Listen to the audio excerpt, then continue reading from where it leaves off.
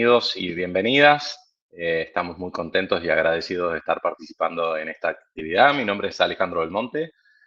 Trabajo como investigador asociado en el área de innovación pública de Asuntos del Sur y desde hace 9 años venimos organizando esta celebración colectiva que es Democracia Viva, este espacio de encuentro este año con más de 60 organizaciones de América Latina y de algunos otros países del sur global para repensar los desafíos que enfrenta la democracia en este momento en nuestros diferentes países, pero también imaginarnos cómo podemos enfrentar esas formas de dominación que nosotros consideramos que debilitan el funcionamiento de nuestras democracias, pero también como una excusa, como un espacio de encuentro de organizaciones, colectivos, gobiernos y también sector académico para imaginar el futuro, para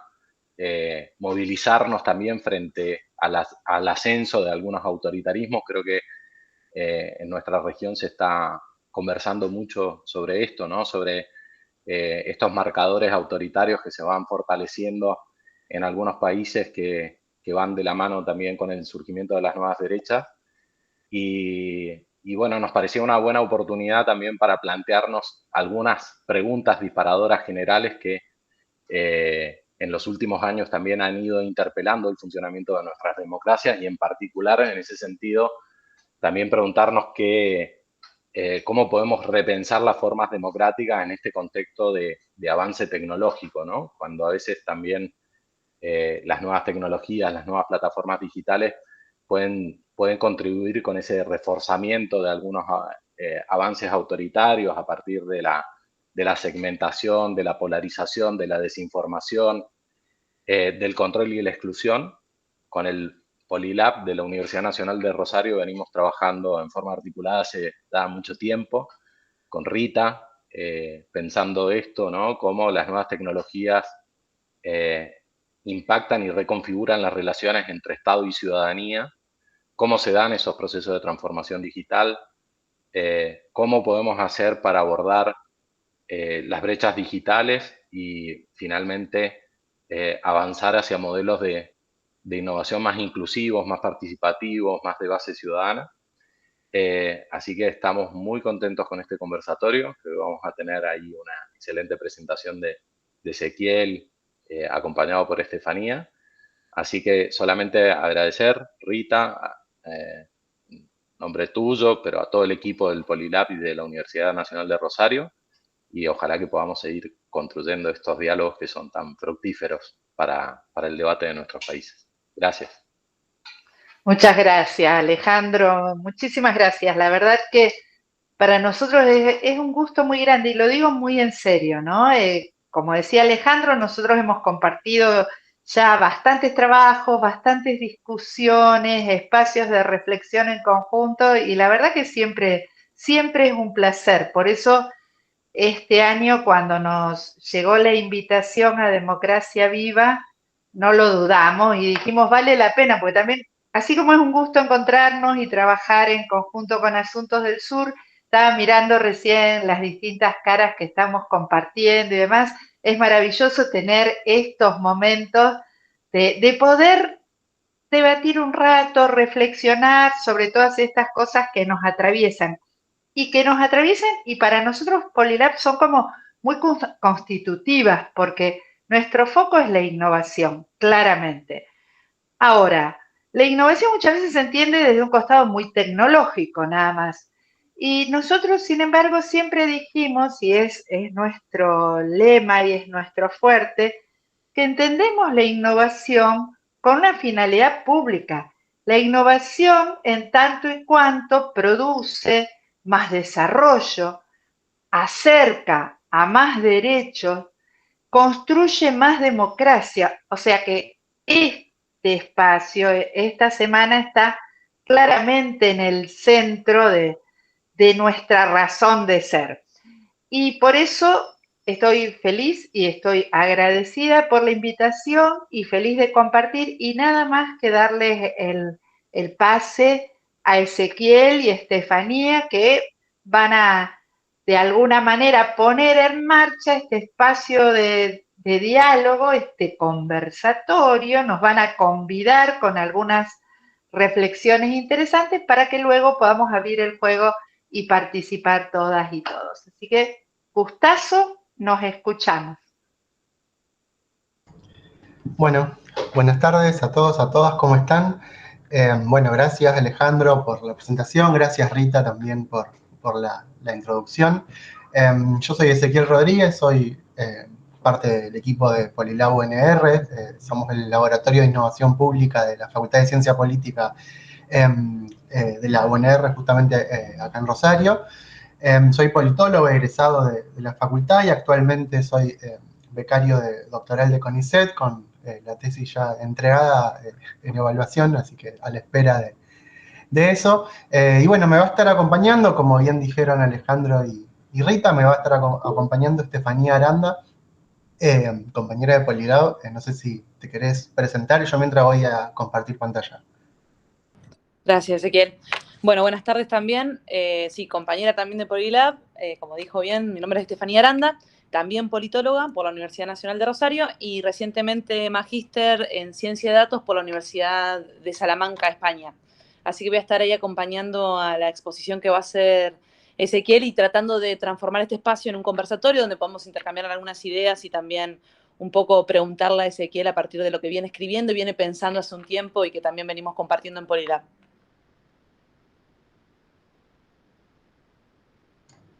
Estoy teniendo un problemita técnico, pero ya comparto.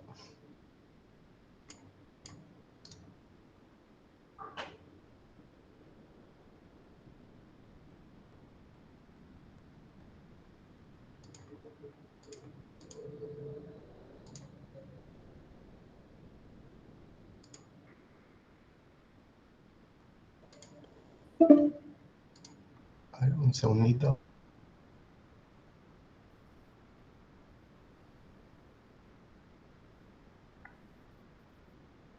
Si no, a lo mejor Steffi te puede compartir.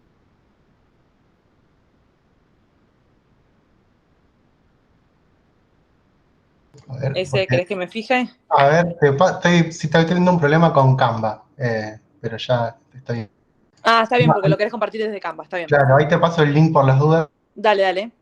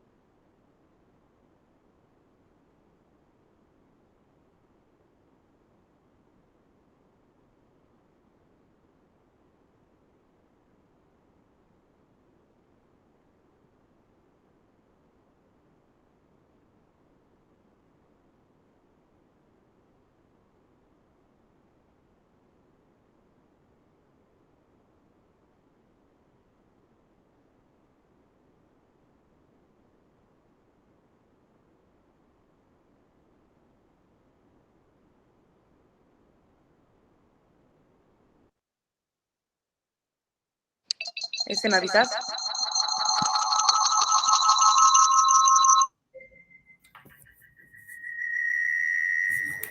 A ver ahora.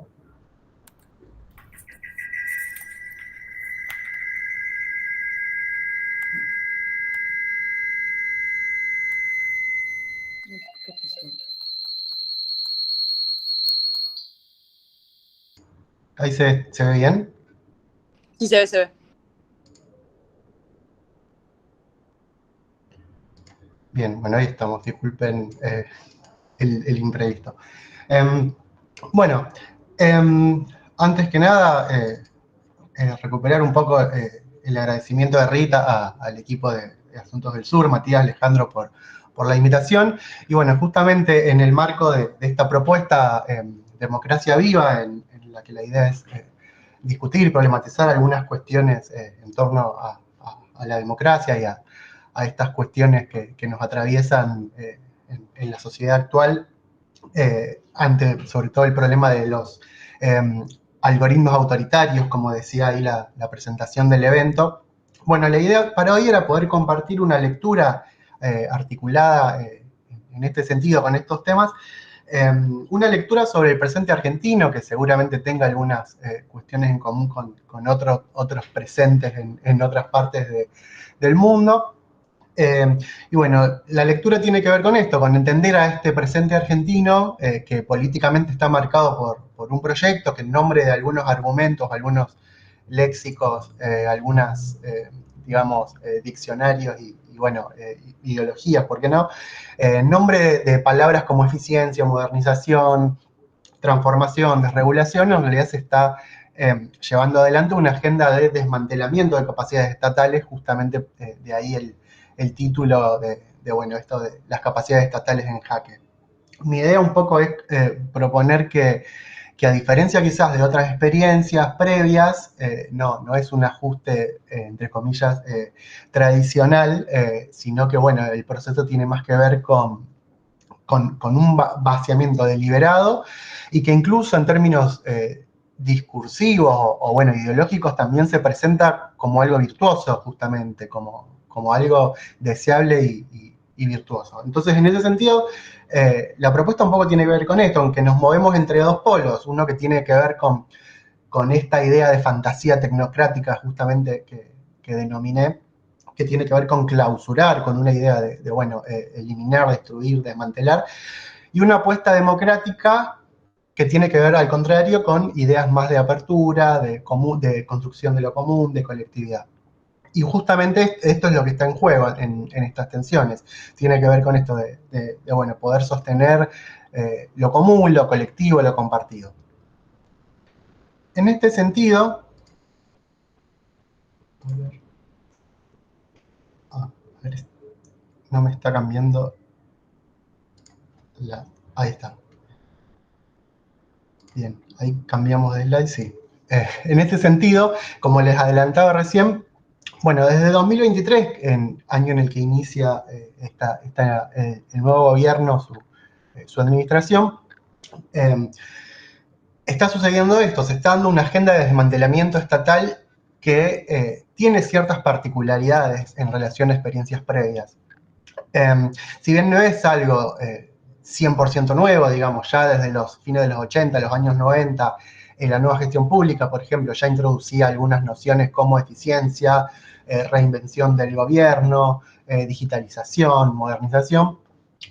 Pero aún así, en esos proyectos, en esos momentos, todavía tenía cierta presencia una promesa de mejora de las instituciones estatales.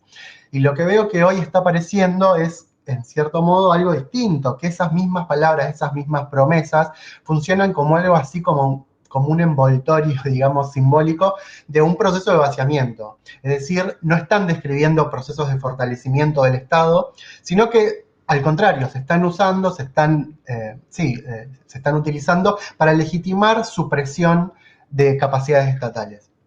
Lo que en otros contextos aparecía como un horizonte más orientado a la modernización, a la mejora institucional, etc. Bueno, acá lo que vemos es que se está convirtiendo en algo así como una máscara de una operación que en realidad termina siendo destructiva, y no solo eso, sino que también se celebra como si fuera una operación virtuosa.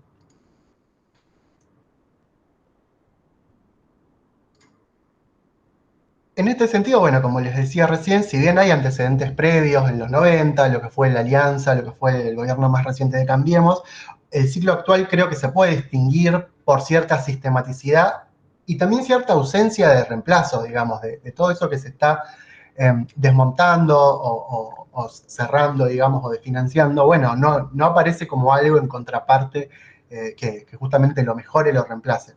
En otros momentos, creo, aún con ajustes drásticos, había, como les decía hace un rato, cierto horizonte de reforma, de transición, de sustitución institucional, pero lo que aparece actualmente tiene más que ver, creo, con una lógica programática que tiene que ver pura y exclusivamente con desactivación.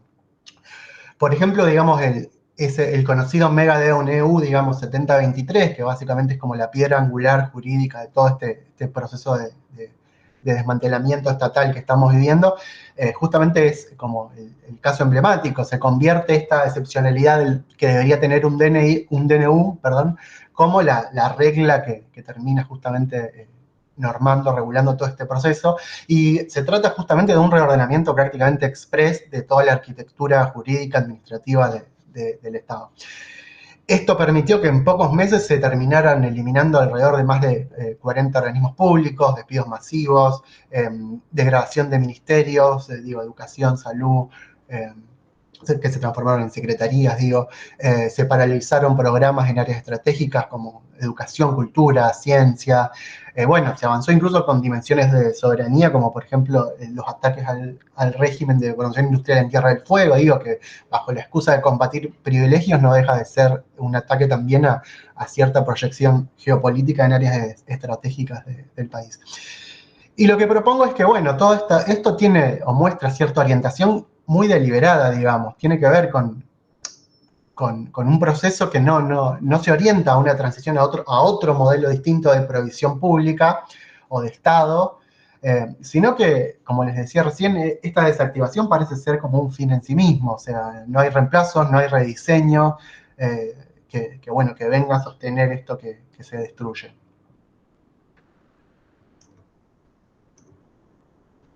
Bien, en este sentido, veo que este proceso se puede como estructurar o analizar o ver haciendo foco como en tres planos complementarios, pero claramente delimitados.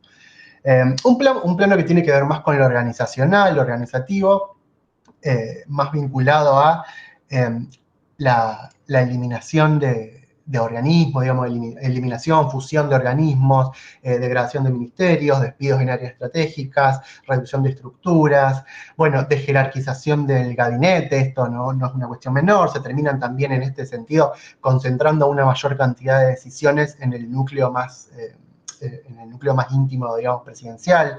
Se erosionan saberes técnicos acumulados, equipos de trabajo, entramados organizacionales que en muchos casos seguramente hayan tardado décadas en poder consolidarse.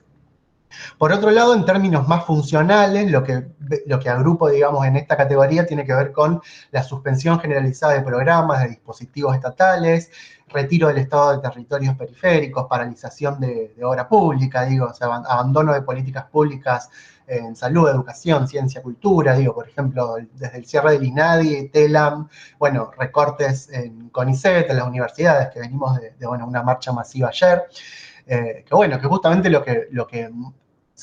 me parece que lo que aparece al verlo de forma más integral, que claramente, más allá de lo discursivo, no está en juego solamente un ahorro fiscal, sino justamente lo que se pone en juego es la propia capacidad del Estado de poder sostener derechos, de poder sostener cierta presencia en el territorio. Pero no me voy a centrar en estos dos planos, porque no era el eje justamente de esta presentación, y de hecho hay otros trabajos y gente que lo viene trabajando con mucha más pertinencia que yo. Pero sí veo y detecto un tercer plano que tiene que ver con una dimensión más simbólica, por decirle de cierta forma, que quizás sea incluso lo más profundo de este proceso y lo que más lo diferencia de otros procesos previos.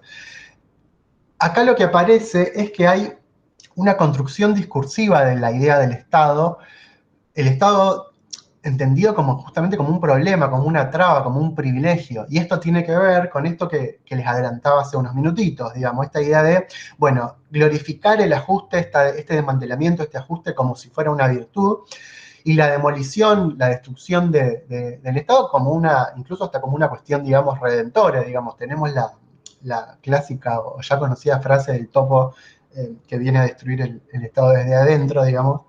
En ese sentido, me parece que lo que estamos viendo es que no se trata solo de discutir qué hace o no o deja de hacer el Estado, sino que, a diferencia de otros procesos de reforma, lo que estamos viendo es que es como que se sube un escaloncito más, digamos, o sea, se profundiza aún más, y la discusión ahora tiene que ver con cuestionar la legitimidad misma del Estado como forma política, digamos. Es una ofensiva hasta ontológica, por decirlo de alguna manera. El Estado no aparece ya ni como garante de lo común, ni de, bueno, de lo que veníamos viendo, sino ya lisa y llanamente como un obstáculo que bueno, hay que atacar y destruir.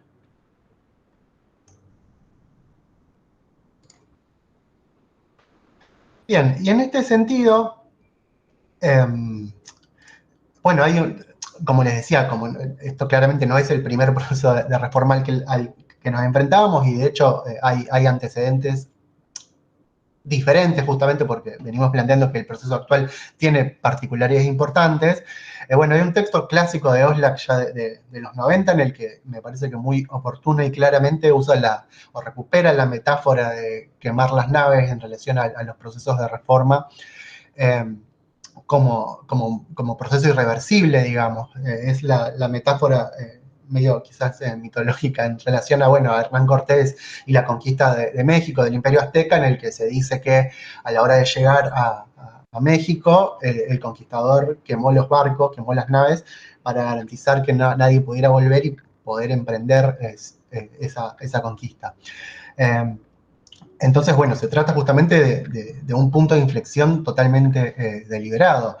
Y conectándolo un poco con la idea de capacidades estatales, y siguiendo un poco la línea de Oslak, que justamente a través de esta metáfora plantea que las capacidades no se reconstruyen fácilmente, porque las capacidades estatales van más allá del presupuesto, la cantidad de personal, cantidad de equipamiento, computadoras.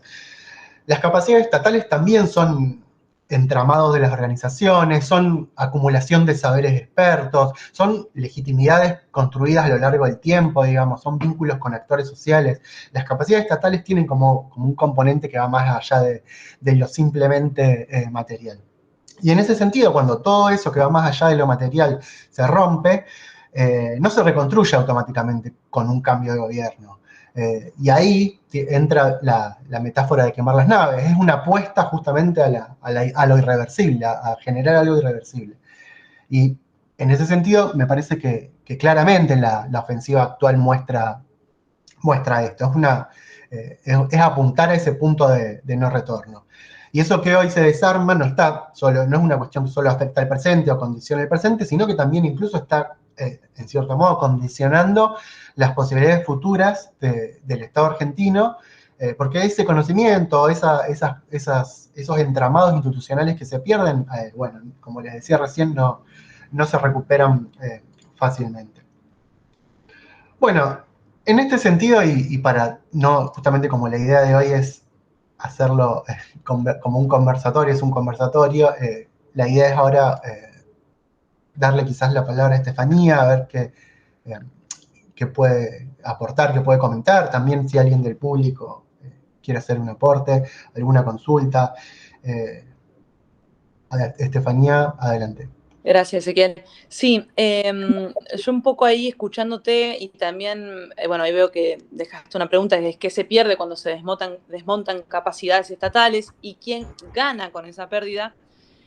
Primero, decirles que, bueno, yo leí tu ponencia, la que hiciste en el Congreso en julio de la SAP, que es sobre la redención por desarme, ¿no? La coartada esta tecnocrática para la destrucción de capacidad en el proyecto libertario. Entonces, vengo ya con una reflexión de esa ponencia y bueno, vas agregando algunas cuestiones que fuimos hablando a lo largo de este tiempo y creo que seguramente quienes están participando hoy en el conversatorio lo tienen en mente o lo han escuchado o lo han conversado también en sus entornos, en sus equipos, en sus grupos de trabajo, que eso creo que también es lo interesante que tenemos acá para poder debatir y compartir y encontrarnos en estos puntos para poder ver cómo encontramos, ¿no? Ideas o maneras de reflexionarlo y repensarlo. Si yo me pongo a pensar en lo que estás contando, obviamente que como politóloga me interpela mucho y también, y creo que eso es lo que quiero traer como para poder aportar en este conversatorio, como recientemente terminé el máster en ciencia de datos, un máster que estaba aplicado a las ciencias sociales, también estaba esto, ¿no? De la promesa que tienen estas herramientas nuevas, o que también nosotros lo venimos charlando hace tanto y lo hemos discutido y lo hemos estudiado, de la digitalización. Y en eso yo lo leía en el artículo que escribiste y lo veo también en esta presentación, ¿no? Que aparecen estas soluciones como un poco fantasiosas o mágicas muchas veces, que no quiere decir de que no den muchas respuestas a ciertos problemas que podemos encontrar en nuestras organizaciones, pero sí en este caso que tienen que ver con ponerlo en juego en esta idea de reemplazo. Y me anoté en algunas ideas que me fueron surgiendo, y también recién cuando ibas hablando, Ezequiel, y que también invito a quienes están participando en el conversatorio que lo podamos ver, pero esto ¿no? de las herramientas que prometen, pero también herramientas que prometen y un lenguaje para desmontar, que era lo que venías diciendo, ¿no? Esto que no es algo neutro si hablamos de este tipo de lenguaje, ¿no? Que nos impacta en nuestra vida cotidiana, que nos impacta en las organizaciones en las cuales trabajamos, en las empresas en las cuales estamos insertos. Yo creo que todo esto pone mucho a juego, y creo que también cuando hablamos de perdedores y ganadores tiene que ver más como replantear cómo lo vemos y cómo pensamos a esas capacidades que tenemos en el Estado. Esto que vos decías, como que antes había un cierto horizonte y poder verlo hasta de lo simbólico, desde lo organizativo, de lo funcional, a ese desmantelamiento, y cómo se va perdiendo legitimidad también desde el Estado como forma política, ¿no? Principalmente. Y me anoté mientras te escuchaba, y cuando leo ahora la pregunta también, esto de gana una narrativa entonces antiestatal, esto que nos aparece, ¿no? De las pérdidas de los equipos de trabajo, de la importancia también de pensar en la toma de decisiones. Yo al hacer el máster veía que se pone en juego esto de delegar un poco en estas herramientas, y que va a ser la solución a todo, la solución mágica, y todos esos equipos y todo lo que se consiguió en cuanto, o la recolección de datos, la importancia de la recolección de datos, si lo pongo en términos de lo que estoy estudiando y trabajando, ¿cómo hacemos para que esa información no se pierda, y todo lo que está en riesgo? Y eso creo que es lo fundamental. Y bueno, y además también de que quienes entran en juego ahora, más allá de esto de pensar en la promesa de eficiencia y en plantear esto del lenguaje como coartada para desarmar, ¿no? Capacidades estatales. Entonces yo me anoté algunas cositas acá que tenía que ver, ¿no? Con pérdidas de capacidades organizativas, bueno, funcionales, y obviamente este desmantelamiento también desde lo simbólico, esta capacidad institucional, esta pérdida de los equipos, de lo que contabas recién, ¿no? Cómo cierran ciertos espacios que vienen ya trabajando hace mucho, y cómo se fue vaciando, hay un vaciamiento del Estado. Y también esto de que quienes pueden llegar a ganar pensándolo desde la concentración de poder, pero también yo creo que más desde un término, no sé si alguien también quiere comentar al respecto, ¿no?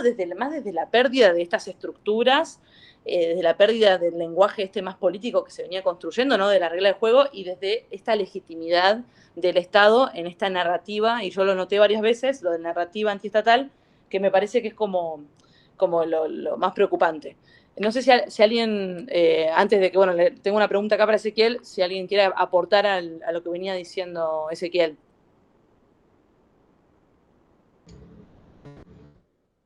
Sí, Alejandro, adelante. Dale, buenísimo. Gracias, Ese. Creo que en la primera parte de la presentación has dado en el pie sobre un montón de cuestiones que hacen que este proceso de reforma, por lo menos el que se está viviendo en Argentina, no sea un proceso, digamos, comparable con lo que ha sido la historia de las reformas y los procesos de modernización del Estado, ¿no? Y para ir a tu pregunta, vos sabés que me llevaba a pensar en un argumento que, más allá de que en las ciencias sociales siempre estamos pensando, ¿no?, en esa especie de circularidad de que viene primero, si el huevo o la gallina, pero Charles Tilly era un autor americano que marcaba esa correlación entre capacidades estatales y democracia. Es decir, que hay una relación positiva, o por lo menos hay una tendencia clara, que los estados que están más fuertes en términos de capacidades, efectivamente también eso después tiene una correlación con el funcionamiento del sistema democrático. Entonces, lo que veo en esto es que esa necesidad de atacar, en primer lugar, por un marco ideológico, digamos, cuál es el rol, las formas de funcionamiento del Estado, también va de la mano con un ataque sobre la validez y el funcionamiento de las instituciones democráticas, ¿no? Porque no solamente estamos viendo esa discusión y esa interpelación sobre cuáles son los roles, las funciones del Estado y qué manera lo debe hacer, sino también ahí hay una discusión en el mismo tiempo, en paralelo, sobre las instituciones democráticas, ¿no? ¿Cuánto sirven las elecciones? ¿Qué pasa en los procesos electorales? Si debemos tener elecciones de medio término, ¿no? Hay parte como una disputa, ¿no? De ataque mixto, ¿no? Y en ese sentido veo que justamente el ataque a capacidades estatales no está desvinculado del ataque también de las formas de ejercicio democrático, más allá de las cuestiones más en un plano, ¿no? De valores culturales que se están discutiendo, ¿no? Sobre la igualdad y otras formas que desde el punto de vista libertario, digamos, serían como una representación del maligno en nuestras sociedades, ¿no? Pero me parece que también va por ahí un poco esa mano. Sí, sin duda, coincido con esto en relación bueno, el ataque a las capacidades quizás porque antes lo planteé como ataque al Estado en su legitimidad de lo público. Bueno, sí, claramente es un ataque al Estado como Estado democrático, de derecho, digamos, y como el Estado que conocemos desde la modernidad, en cierto modo, bueno, tiene que ver con estos valores democráticos, públicos, colectivos. Sí, así que sí, sin duda, tiene que ver con eso. Levantó la mano también Rita, sí. Hola. A mí, siguiendo con lo que decía Alejandro, lo escuchaba Alejandro recién, bueno, primero escucharte a vos, Ezequiel, todo esto que quedó retumbando, y lo escuchaba Alejandro, y estaba pensando en investigaciones que ha habido últimamente de las vinculaciones, así como él hablaba de las vinculaciones entre capacidades y estados democráticos. Hay investigaciones sobre las vinculaciones entre estados democráticos o nivel de democracia y autocracia de los estados en relación con digitalización del Estado, que sería como la otra pata de este conversatorio, esta tensión, ¿no? Y ahí están apareciendo evidencias de que a estados más autocráticos claramente hay una digitalización más intensa y más intensiva y más extensiva de todos los ámbitos del Estado. Pensemos de hecho en varios de los estados orientales y demás, ¿no? Entonces, parecería, y podemos seguir rodando, lo dejo ahí, que quizás no están tan sueltas algunas de estas puntas o no son solo elucubraciones, sino que podemos empezar a rastrear algunos elementos preocupantes desde la evidencia. Eso nomás para seguir rodando la charla. Está bueno el aporte. No conocía que bueno, que ya había evidencia al respecto, pero sí está interesante, incluso hasta, bueno, en cierto modo, desde incluso hasta los prejuicios que uno puede tener con ciertos regímenes. Bueno, no me sorprende, de hecho, que bueno. Lo voy a buscar, lo estaba intentando buscar recién y no lo encontraba para dar bien la referencia, pero lo voy a buscar y lo voy a poner a disposición. Sí. Incluso esto conecta bien con la idea de, bueno, de algoritmos autoritarios que bueno, aparecía un poco en la descripción del evento. Bueno, seguimos así, avanzamos, porque justamente, bueno, recojo el guante con estas cuestiones en torno a democracia, digitalización, tecnología, que las tengo pensadas para desarrollar, así que, bueno, en ese sentido avanzamos. Bueno, como les venía diciendo hace un rato, el discurso oficial, digamos, o gubernamental del gobierno actual, de la administración actual, convierte justamente esta destrucción de capacidades, esta regresión, en un proceso virtuoso, digamos. O sea, a través de este léxico tecnocrático, eficiencia, digitalización, transformación, digamos, tenemos un ministerio de regulación y transformación.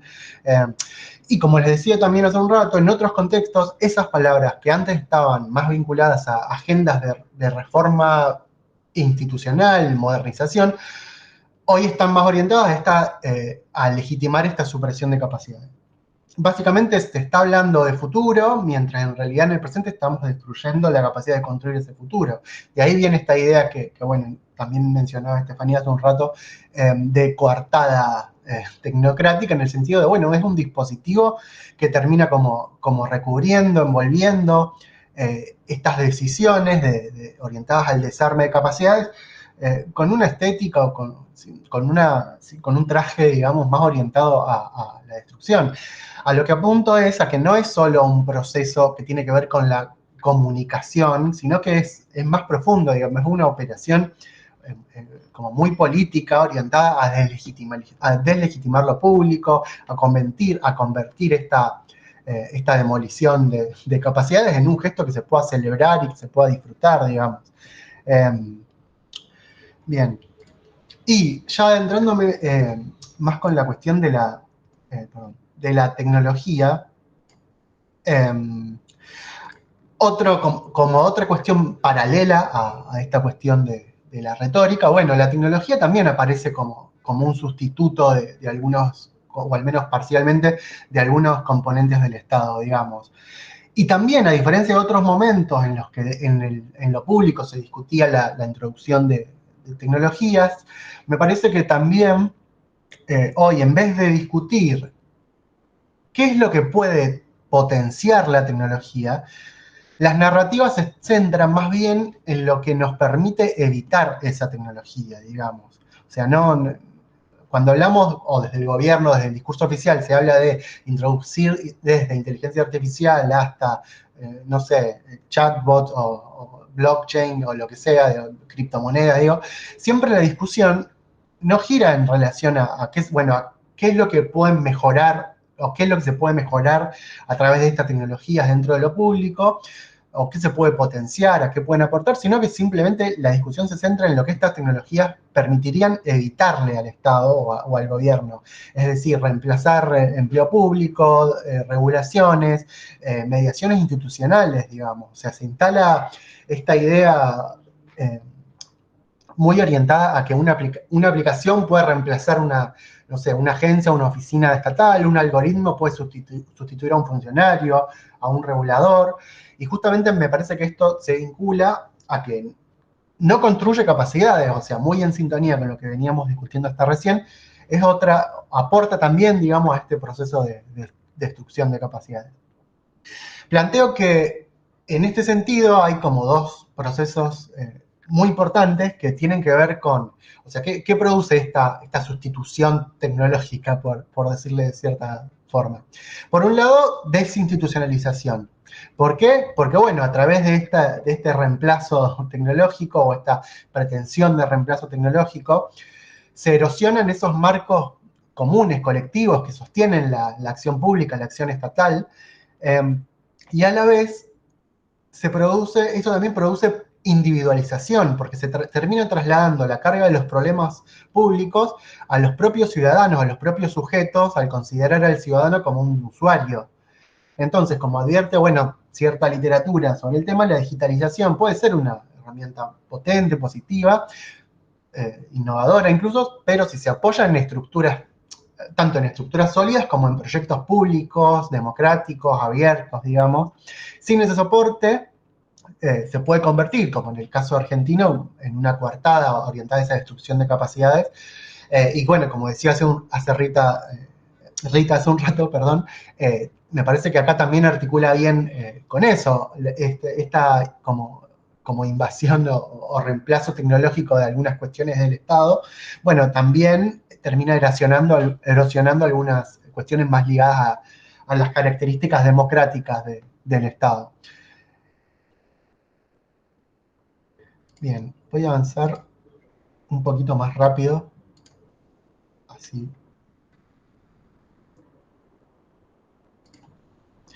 Bien, y para introducirnos ya con la cuestión de la democracia, que un poco es el eje central de estas actividades, me parecía importante también poder discutir o proponerles discutir o charlar o problematizar, entender a la democracia más allá bueno, no es una discusión nueva tampoco, es algo que está siempre presente en estos debates, pero no me parecía menor volverlo a traer y repetirlo porque me parece importante a la luz de todo esto que venimos charlando. Bueno, no podemos definir o reducir a la democracia a cuestiones institucionales, a cuestiones normativas, a reglas, que bueno, sí, obviamente son importantes, pero me parece que sobre todo es importante o interesante al menos, también entender a la democracia como forma de subjetivación, digamos, como productora de un sujeto democrático, que es ese sujeto que puede convivir con cierta caracterización o ciertas cuestiones sociales que tienen que ver con, bueno, con aceptar la diferencia, con aceptar que no hay verdades últimas ni unidades plenas, digamos, con que hay una incompletud inherente a la vida en sociedad, que no es un déficit ni algo negativo, sino que en cierto modo hasta termina siendo la propia potencia democrática, digamos. O sea, la democracia en este sentido, bueno, no la democracia, al menos como la ven ciertos autores, como de cierto modo la veo yo, no busca eliminar el conflicto, sino en todo caso el eje de la democracia me parece que apunta más a hacer ese conflicto habitable o discutible o presente, tramitar el conflicto en un marco no violento, digamos. Quizás es una definición quizás hasta incómoda, digamos, pero me parece importante. O sea, como puse en el slide, digamos, la democracia por sí misma me parece que es incómoda inherentemente, porque nunca se cierra, nunca se completa. Bueno, quizás si hay algún politólogo también en la sala, esto les trae algún eco a Lefort, digamos, quizás si les refresca un poco la lectura, pero bueno, ahí mismo está me parece la potencia democrática. Y en ese sentido, bueno, ¿qué está pasando hoy en este contexto que veníamos discutiendo hace un rato? Bueno, decíamos recién que la democracia no es clausurable, pero bueno, hay ciertas como fantasías de clausura que las echan, digamos. Siempre aparece ideas desde ideas o concepciones más del lado más populista, digamos, el líder absoluto, o más desde el nacionalismo, que está un poco de moda hoy, la nación homogénea, o desde lo que sería el proyecto más libertario, desde el capitalismo, digamos, el mercado también como una cosa perfecta y última. En ese sentido, bueno, los autoritarismos clausuran el conflicto, la tecnocracia más bien lo neutralizan, el capitalismo erosiona esta, digamos, paciencia democrática porque termina exacerbando ciertas desigualdades. Y bueno, en ese sentido la democracia es frágil, digamos, es una apuesta frágil, porque nunca ofrece ni consensos plenos ni verdades últimas, es un horizonte abierto, es un lugar vacío del poder, como diría Lefort, que se rehace constantemente, está todo el tiempo como rehaciéndose, reconfigurándose. Y en este contexto de vaciamiento estatal, de espejismo algorítmico, por decirle de cierto modo, es precisamente, bueno, ¿cómo sostenemos ese horizonte democrático? Algo que estaba pensando hoy, incluso cuando le he dado unas vueltas al PowerPoint, es que incluso, no sé, hasta lecturas como las de Chantal Mouffe, digamos, hasta me parece que ante el panorama actual se quedan cortas, en el sentido de que hoy me parece que ya ni siquiera alcanza pensar a la democracia como agonismo, si lo que está en curso es la demolición misma de las mediaciones institucionales que hacen posible cualquier disputa democrática. Bueno, creo que me fui un poco de tema, pero bueno, me parecía interesante poder también traer la cuestión de la democracia al conversatorio y bueno, poder hacerla jugar también con esta cuestión de la destrucción de capacidades, la cuestión de la tecnocracia y de los algoritmos, y bueno.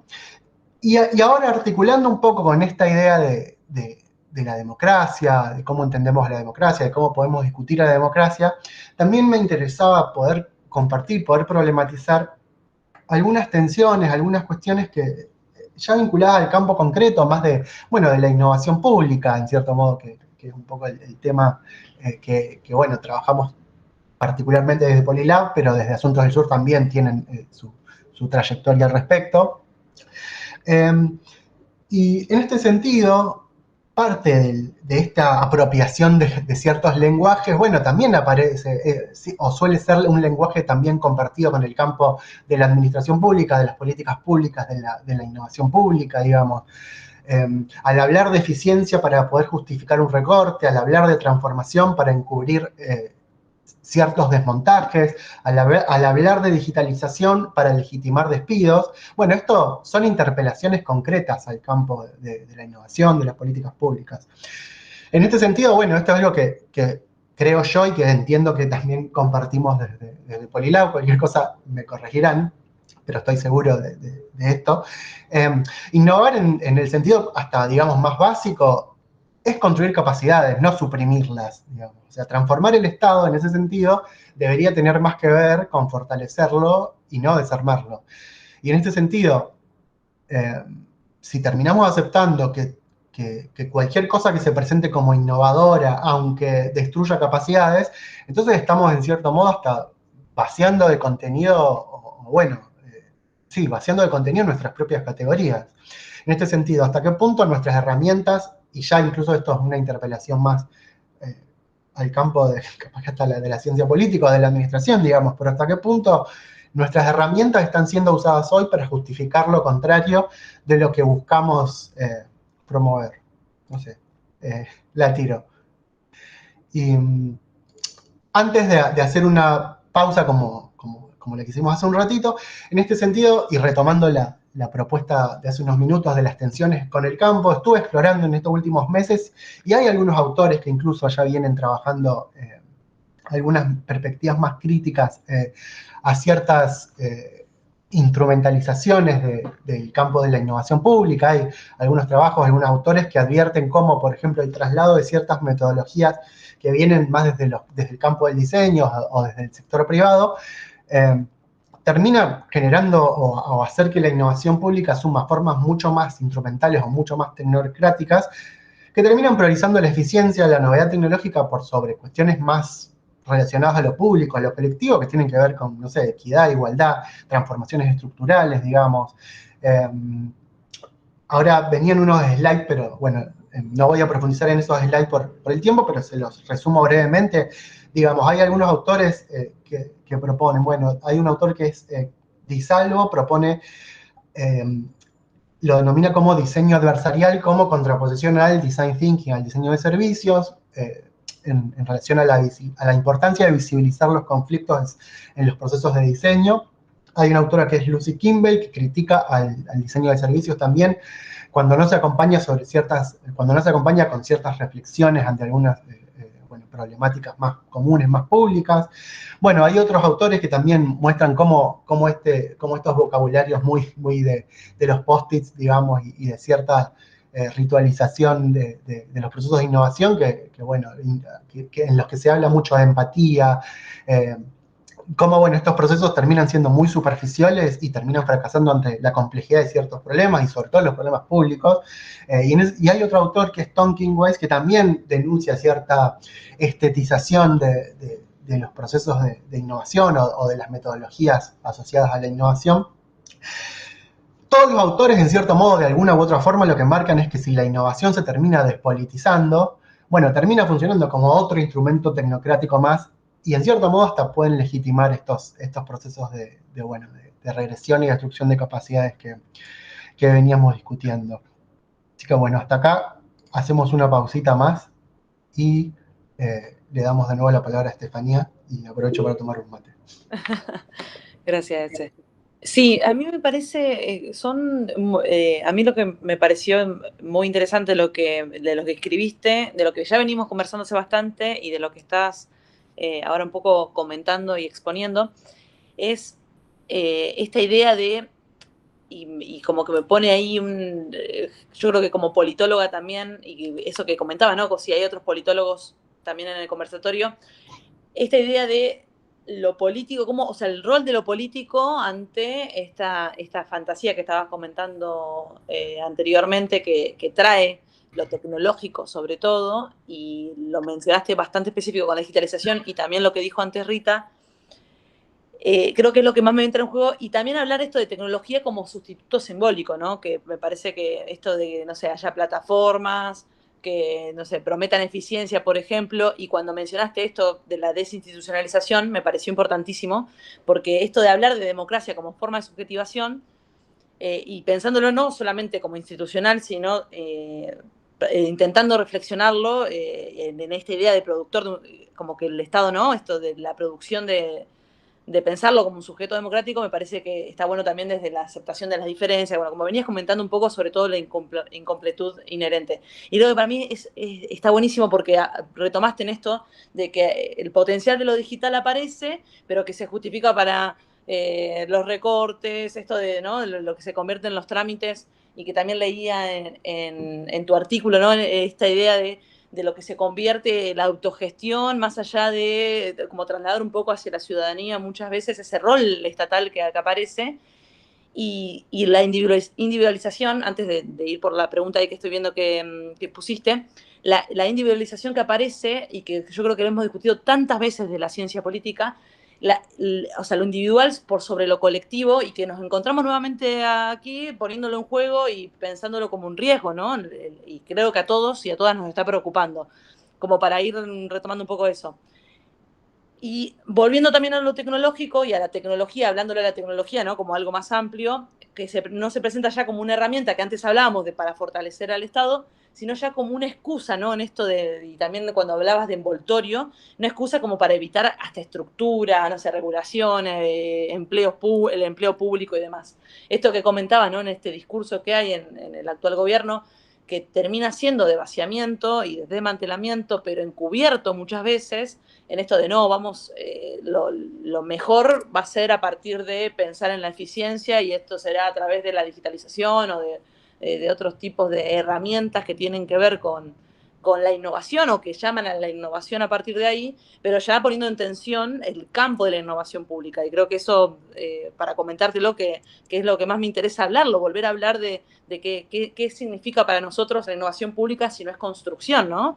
Y la palabra transformación, y eso que comentabas anteriormente, que yo acá me lo estaba anotando, como entre estas tensiones cuando se prioriza la eficiencia sobre la transformación, me parece que no podemos dejar de discutirlo y de traerlo a colación en este tipo de charlas y de conversatorios, porque está más vigente que nunca, y creo que también en la diferencia de lo que comentaba anteriormente Alejandro, esta diferencia que aparece, ¿no?, de diferentes gobiernos y diferentes maneras de pensar en reformas o en maneras de gobernar, cómo lo democrático aparece muchas veces con un discurso que se pone en riesgo, pero también a partir de verlo con, no sé, diferencias, y cómo esos discursos van cambiando, o ese lenguaje, creo que lo que hablas es muy acertado, del lenguaje, cómo aparece y qué es lo que le da fuerza. Si me voy obviamente a esta pregunta, ¿qué riesgos enfrentamos cuando las metodologías de innovación se vuelven rituales vacíos? Y eso cuando comentaba anteriormente con los autores, o cómo politizarla de nuevo. A mí me parece ahí, ¿no?, interesante esto que hablabas de esta fantasía de clausura y en esto de la nación homogénea que muchas veces aparece en este proyecto, y cómo sostenemos ese horizonte. Nos aparece en este momento pensar en esa ficción de eficiencia, pero a través de pensar en cómo hacemos para que los riesgos que estamos enfrentando actualmente, que se vuelvan estos rituales vacíos, pero cómo encontramos con el componente político la fuerza como para poder salir a pensar en esos componentes que tienen que aparecer, ¿no? Y también en ese lenguaje que como que un poco reemplaza lo político con lo tecnológico, que a mí me parece lo más preocupante todavía.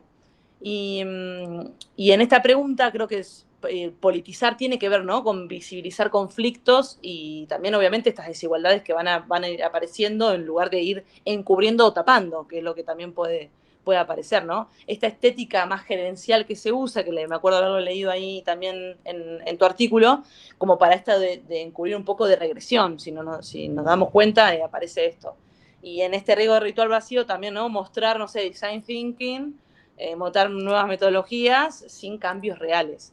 Y ahí también yo le quiero preguntar a quienes están también participando en el conversatorio, ¿qué les parece a partir de eso, ¿no? Hablar un poco también de futuro, que se habla mucho de futuro mientras se van destruyendo estas capacidades de construirlo, y mientras vemos que se pone en riesgo este componente más político al hablar de Estado. No sé si alguien tiene ganas de comentar al respecto. Sí, había algunas manos levantadas, así que como yo estaba presentando en otra ventana, no sé bien en qué momento fue, así que, pero adelante estaban Agustín y Rita. Está primero Rita, no sé si quiere empezar. Pero preguntamos ya que... habla vos, Agustín, dale. Bueno, primero gracias por este espacio. Yo soy licenciado en Trabajo Social de la FC Poli, también de ahí de la UNR. También desde el 2021 que hice un curso en Asunto del Sur, que sigo toda la formación y todo lo que proponen. Y quería también agregar que el otro día me sumé a la videollamada donde estuvo Flavia Freidenberg, María Esperanza Casullo y Juliana Uribe Villegas de Colombia, que estuvo muy bueno y un poco estuve anotando esta idea también de defender las instituciones democráticas sin caer en el conservadurismo, que lo planteaba Juliana, en el sentido de, como decía vos, Ezequiel, de que por ahí la democracia está siempre en transformación y movimiento, y creo que también se agarró mucho de esta cuestión. Tantos años de democracia y mirá, no resolvieron los problemas y nosotros con este discurso, digamos, también lo que me parece interesante, Milei apeló también a la emocionalidad, un poco también trabajó Juliana sobre esto, a la emocionalidad y también a través de las redes sociales, esta campaña fuerte en los jóvenes. Yo durante la campaña trabajaba en un colegio y se me dio la oportunidad de charlar con muchos jóvenes que votaban, adolescentes, y era interesante ese debate también, digamos, de cómo esta cuestión de politizar de nuevo, y era muy difícil para eso hacerle entender un montón de cuestiones que ellos no la vivieron, y si de parte, por ejemplo, de su familia no transmitían, eran lo que veían en TikTok, lo repetían y era una verdad que se instalaba instantáneamente con poca crítica. Y un poco lo que Flavia también decía, esta cuestión de por ahí que podemos caer en un diálogo burbuja y cómo dialogar con aquellos que piensan de esta manera y por ahí están convencidos, y pueden ser gente que está como desilusionada totalmente de la democracia y de la institucionalidad política o partidos políticos, representación, o estos jóvenes que son los que tienen que empezar a tener herramientas para construir este futuro. Y bueno, y hoy, y Julián otra también, que decía era como cómo nosotros imaginamos esta democracia con esperanza y con herramientas concretas de transformación, y hay muchas que ya se están desarrollando y poder conectar desde ese lado. Y lo que decían hoy, también que me sumé, que estuvo Matías, Agustín Abricio y Cecilia Ricap, que ya el Estado no es el actor ya por excelencia nucleador y organizador, digamos, sino también está en disputa con todas estas corporaciones o empresas dueñas de estos grandes medios de comunicación, y pensaba también TikTok como un medio de disputa económico y que se estaban peleando, digamos, ahora creo que la compró Estados Unidos, como ya estas empresas transnacionales, pero que atraviesan la vida de millones de personas y con un capital financiero real y que digamos, es capaz también de voltear Estado, de armarte, digamos, un montón de procesos que hay que tener en cuenta también, que me parecen interesantes. Y con esta desigualdad estructural que todavía sigue presente, y bueno, este acceso, digamos, a las tecnologías puede llegar a visibilizar una cierta igualdad que de fondo quedan todas estas desigualdades estructurales como derechos básicos no garantizados. Bueno, gracias Agustín, sí, está muy bueno el aporte y bueno, a partir de este resumen que nos haces de las otras actividades, veo que, bueno, me siento mejor en el sentido de que veo que estamos todos como muy en sintonía en los distintos debates en relación a, bueno, qué estamos problematizando, qué estamos discutiendo. Y había otra, Rita había levantado la mano también. Sí, la verdad que estuvo buenísima la intervención de Agustín. La verdad que excelente, y esto de linkear con otros. Y acá me engancho en algo que dijo Agustín, que yo lo tenía anotado desde el comienzo, cuando vos mencionaste, Ezequiel, que me pareció súper interesante, esta idea de la ausencia de reemplazos, ¿no? Cómo se apela a transformar el Estado por supresión, pero sin una ausencia de reemplazos. Y ahí retomo lo que decía Agustín de democracia sin caer en el conservadurismo. Digo, porque una tentación que nos aparece siempre es la idea de volver al Estado como. Y sin embargo, y traigo de nuevo lo de Agustín, cuando hablaba que socialmente, claramente, hay o hubo un quiebre con la noción o muchas de las acciones, manifestaciones, formas o emergentes del Estado, que entre otras cosas dieron lugar sin duda a este signo político gobernando, ¿no? Hay una sociedad con un nivel de disconformidad muy grande con el Estado. Entonces, digo, en esto, este modelo apela a destruir el Estado y no está pensando en reemplazos. Entonces, si mi pregunta, como para seguir debatiendo en torno a esto, que me anda rondando desde que más temprano vos lo mencionaste, es, si pensáramos reemplazos desde un campo más democrático, más inclusivo, más público, de alguna manera, ¿cuáles deberían ser esos reemplazos hoy para que no sea el mero conservadurismo de decir, no, esto no se toca, no, porque sabemos que tiene grietas por montones de lugares? Entonces, frente a este análisis de esto está movilizando, destruyendo sin reemplazos, bueno,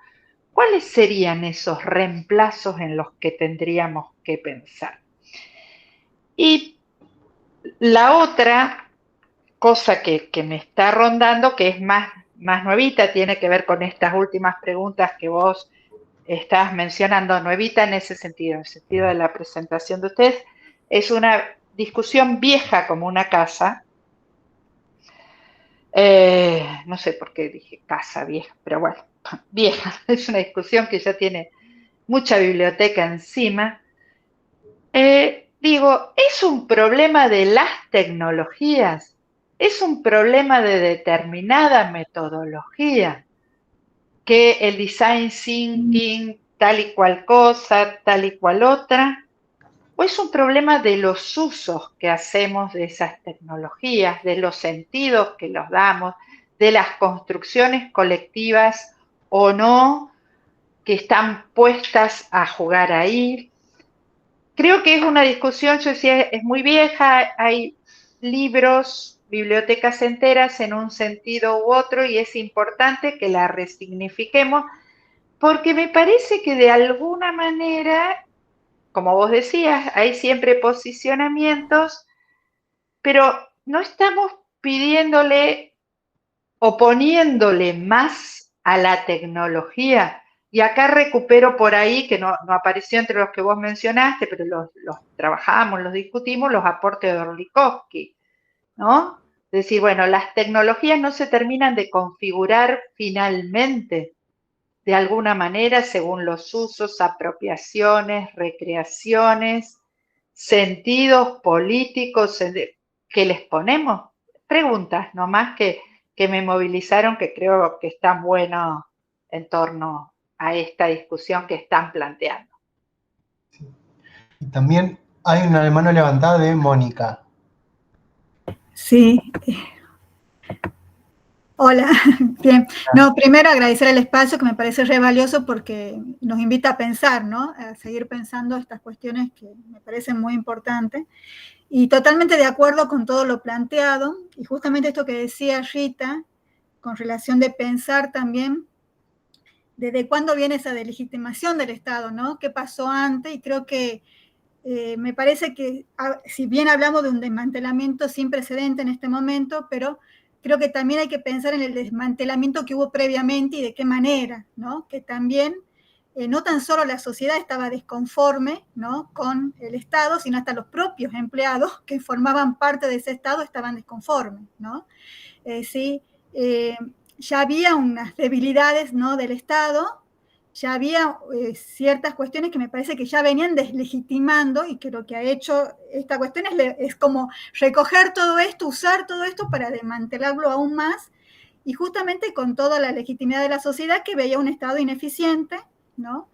Y que justamente se había despolitizado, esto cuando decís, bueno, ¿cómo politizar de nuevo? En relación al buen sentido, despolitizarlo, y no en el sentido, por lo menos yo la experiencia que tengo desde las provincias, que es donde se da mucho más fuertemente, de una cuestión de una cooptación del Estado mucho más a nivel partidario, ¿no? Entonces nosotros sí hemos vivido, por ejemplo, en Tucumán, años anteriores donde el Estado estaba muy cooptado por lo partidario, y lo técnico perdió su sentido, perdió, digamos, su razón de ser, ¿no?, de su aporte al Estado y como capacidad estatal. Ya se venía desmantelando anteriormente, y cuando, por ejemplo, en este momento, cuando se sacan los retiros voluntarios, mucho personal técnico, para sorpresa, digamos, de recursos humanos que estaba a cargo de esto, que se pensaba que iban a acceder justamente mucho más empleados administrativos, la mayoría que se retiró del Estado fueron profesionales, ¿no? O sea, el Estado perdió una capacidad técnica impresionante, pero eran profesionales que también venían muy desmotivados, que no encontraban su lugar, ¿no? O sea, ya había debilidades del Estado previamente que no habían sido, de alguna manera, recogidas, repensadas, ¿no? Entonces, bueno, creo que esto viene justamente después a quebrar lo que ya estaba con fisuras, ¿no? Sí, sí, sin dudas. No es algo, no recuerdo si es algo que lo planteé en esta ponencia que mencionó Estefanía, que bueno, esta presentación toma algunas cuestiones de una ponencia que presenté hace unos meses en el Congreso de la SAP.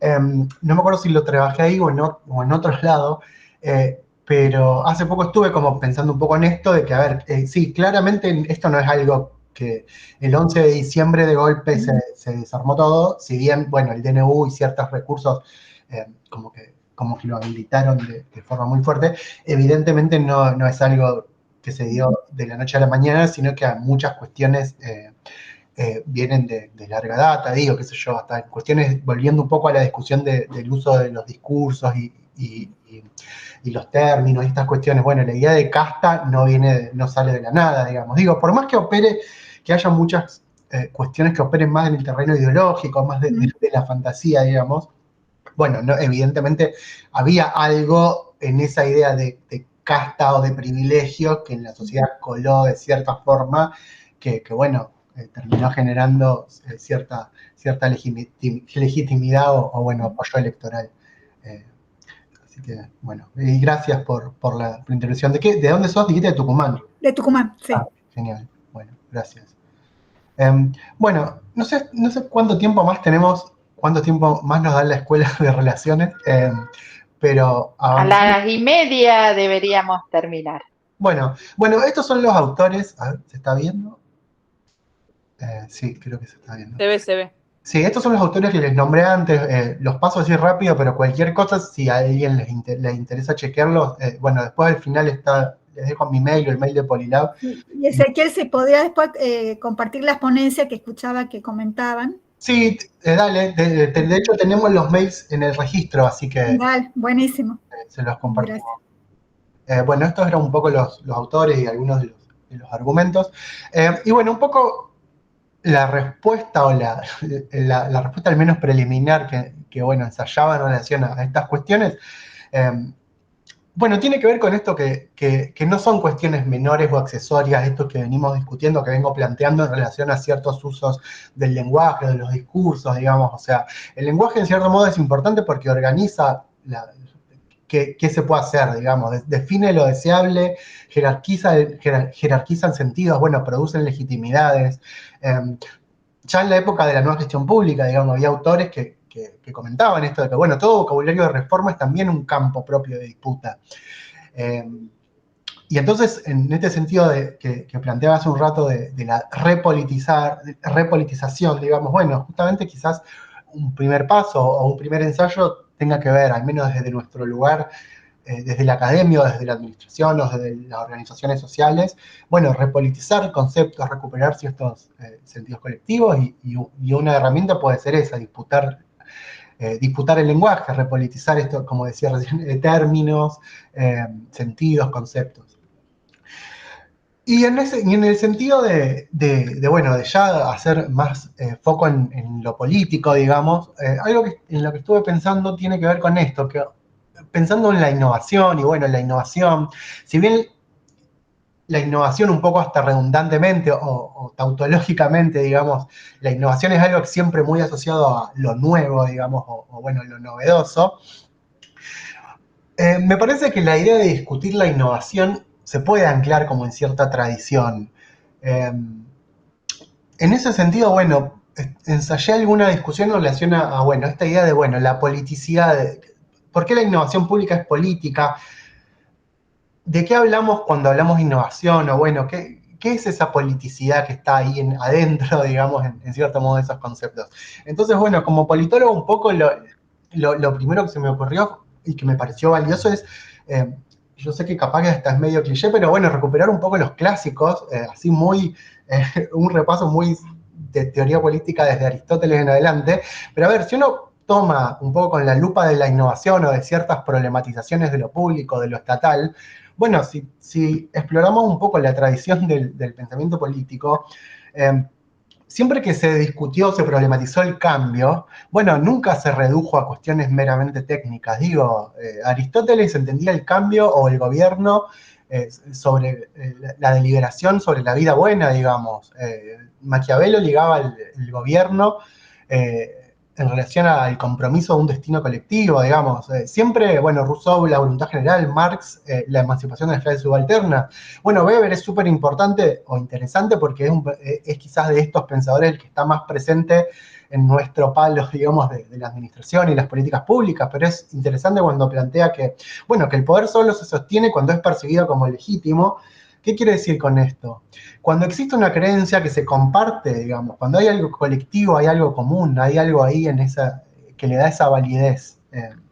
Y bueno, Arendt, como una pensadora más del siglo XX, como esa idea de gobernar como inaugurar un mundo común. Entonces, en todos estos casos, digamos, me parece que la idea de cambio, y que podríamos quizás hasta meter ahí la discusión sobre la innovación, es discutir fines y no tanto discutir medios. Entonces, en este sentido, pensaba un poco en esto, en qué quería decir discutir el cambio, discutir la innovación en estas tradiciones. Bueno, no es reducirlo a los medios, a las herramientas, a las técnicas, a las metodologías, sino, reflexionar sobre el sentido de esas herramientas, el sentido de esas orientaciones. Y claramente a mí lo que me parece, y un poco en sintonía con lo que venimos charlando, esa politicidad, digamos, ese componente político del cambio, de la innovación, muchas veces desaparece en el marco de ciertos lenguajes más técnicos, más gerenciales, más de organismos internacionales, digamos, más de ciertos parámetros mainstream. Y en ese sentido, la idea de repolitizar el campo, repolitizar algunas cuestiones, tiene que ver un poco con esto, con, repolitizar, reponer esa pregunta por lo justo, lo posible, lo común. En ese sentido, y vinculémoslo ya un poco a los ejes que veníamos discutiendo en relación a la democracia, a la tecnología. Entonces, ¿a dónde quería llegar? Repolitizar la innovación, en cierto modo, es devolverle cierta profundidad política, cierta profundidad orientada muy a lo colectivo. Básicamente es repensar la democracia también, y un poco hilando con algunas de las intervenciones tanto de Rita como del público de hace un rato. También esta idea de repolitizar tiene que ver en cierto sentido con repensar a la democracia como un proyecto colectivo ante estas formas autoritarias que hoy justamente, como portaba Rita hace un rato, aparecen fuertemente y se expresan con mucha fuerza en clave algorítmica, digamos, en clave tecnológica. Y en ese sentido, recuperar esa politicidad tiene que ver con esto, con darle presencia en las discusiones, ese para qué, ese para quién, ese horizonte al que queremos llegar. Y en ese sentido, destacar o remarcar que la innovación no se puede reducir a la introducción de herramientas o solo agotarse en la introducción de herramientas, sino que también es, bueno, fortalecer lo común, fortalecer lo público, lo estatal, lo democrático en su mejor sentido, digamos, en la mejor manera de entenderlo, que es que cómo es, como garante de derechos, como forma de hacer justicia. Bueno, por eso también un poco traía la tradición del pensamiento más clásico, que bueno, que estas eran las discusiones en cierto modo que los motivaba. A ver, y de otro modo, a ver si me parece que un poco la contracara cuál es. Que bueno, que si no tomamos o no damos ciertas discusiones, o bueno, no damos ciertas discusiones, ciertos debates, bueno, en cierto modo algunas cuestiones, y acá lo vinculo con el comentario de la intervención de la compañera recién, de que esto no apareció de un día para el otro, sino que, bueno, hasta qué punto ciertos debates han sido funcionales a esta emergencia, ya sea del autoritarismo algorítmico o al desmontaje de capacidades, bueno, al surgimiento de ciertos proyectos políticos regresivos, digamos. Y bueno, y un poco la metáfora con la que cerraba este trabajo que mencionaba hace un rato es esta, que bueno, de otro modo, si no damos ciertas discusiones o ciertas problematizaciones, bueno, es como seguir discutiendo el color de las cortinas mientras se está incendiando la casa. Así que un poco eso, para cerrar, básicamente el punto era este. Bueno, si no hacemos esto, si no damos estas discusiones, veo lejos que estos lenguajes dejen de usarse justamente como coartada tecnocrática, como envoltorio tecnocrático justamente. Es seguir discutiendo métricas, procesos, post-its, digamos, empatía y estas cosas tan mainstream.